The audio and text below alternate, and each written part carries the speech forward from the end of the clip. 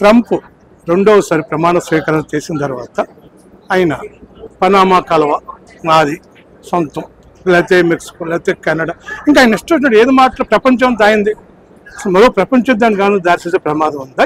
ఈ ప్రపంచ యుద్ధానికి దారి తీస్తుందా లేదా అనేది చెప్పలేం, కానీ ఇది మేక్ అమెరికా గ్రేట్ అగైన్ అని ట్రంప్ చెప్పిన దానికి ఏమిటి అని అందరూ ఆలోచిస్తున్న తరుణంలో ఇది ఒక ఉదాహరణ. ఆయన ఏమనుకుంటున్నాడు అనేది. అమెరికన్ దేశాన్ని ప్రపంచంలో తన ఆధిపత్యం కొనసాగించే విధంగా తయారు చేయడం కోసం అనుసరించే వ్యూహంలో భాగంగా డెన్మార్క్ నుంచి నేను గ్రీన్లాండ్ కొనుక్కోవాలనుకుంటున్నాను, మీరు అమ్మాల్సిందే అని ఒత్తిడి తీసుకురాం. కానీ మీరు చెప్పినట్టు మెక్సికో మీద ఉండే గల్ఫ్ ఆఫ్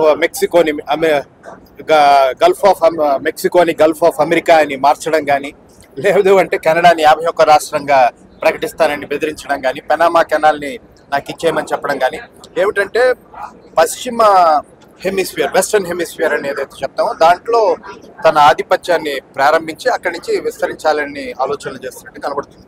యుద్ధానికి దారి తీయదు, ఎందుకంటే ట్రంప్ ఆర్థికంగా అమెరికాని బలోపేతం చేయడం కోసం, ఆర్థికంగా అమెరికన్ ఆధిపత్యాన్ని ఉపయోగించుకుని ఇతర దేశాల మీద ఒత్తిడి తీసుకురావడం కోసం ప్రధానంగా కేంద్రీకరిస్తారు.